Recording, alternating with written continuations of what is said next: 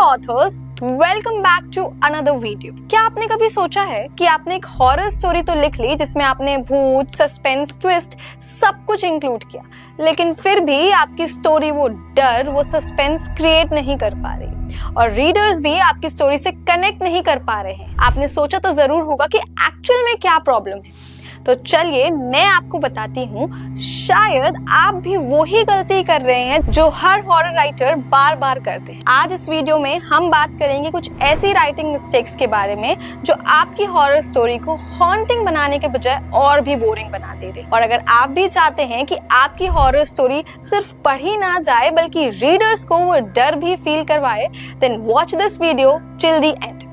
तो let's begin. So mistake number 1, jump scares without buildup. सबसे पहली गलती जो मोस्टली राइटर्स करते हैं, जंप स्केयर देना अपनी स्टोरी में बिना किसी कॉन्टेक्स्ट के, जिससे रीडर्स पहले तो शॉक हो सकते हैं बट कोई भी इमोशनल या साइकोलॉजिकल टेंशन डेवलप नहीं होती, क्योंकि फियर नीड्स ग्रेजुअल डेवलपमेंट। अपनी स्टोरी में टेंशन को धीमे धीमे डेवलप करो through unspoken noises, uneasy silences और कुछ हिंट्स के जरिए, क्योंकि जब सस्पेंस धीमे धीमे डेवलप होता है तभी डर रीडर्स के अनकॉन्शियस माइंड तक पहुंचता है। Coming to mistake number 2, over explaining the supernatural. Horror का मैजिक तभी खत्म हो जाता है जब राइटर अपनी स्टोरी में हर एक चीज एक्सप्लेन कर देता है, जैसे कि भूत कैसा दिखता है, पास्ट क्या था, मोटिव क्या था, etcetera etcetera. Always remember the unknown is terrifying. तो थोड़ा मिस्ट्री बनाइए अपनी स्टोरी में, रीडर्स को हिंट दीजिए और इमेजिनेशन को बिल्ड करिए, क्योंकि फियर तभी बिल्डअप होता है जब रीडर्स को एक्चुअल में फील हो कि हाँ कुछ और भी था जो उन्हें समझ नहीं आया। Make them curious at every point of your story. So coming to mistake number 3, flat characters. Flat characters और अनरियलिस्टिक कैरेक्टर्स आपकी स्टोरी से वो इमोशनल कनेक्ट हमेशा के लिए खत्म कर देते हैं।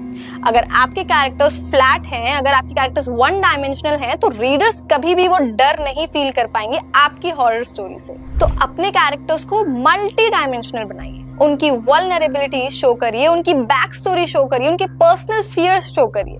इन शॉर्ट, आपको अपने कैरेक्टर को ह्यूमनाइज करना है, तभी रीडर्स उनसे इमोशनली कनेक्ट कर पाएंगे। So mistake number 4, no emotional stakes. Horror story का मतलब सिर्फ फिजिकल डेंजर नहीं होता है, बल्कि इमोशनल डेंजर भी इक्वली इंपॉर्टेंट होता है। So give your characters something to lose, either a loved one और सैनिटी और रेपुटेशन और even a redemption. Horror story should never be physical. Psychological और इमोशनल हॉरर स्टोरी सबसे लास्टिंग इम्पैक्ट क्रिएट करती है readers पर। सो कमिंग to mistake number 5, forcing a twist doesn't fits.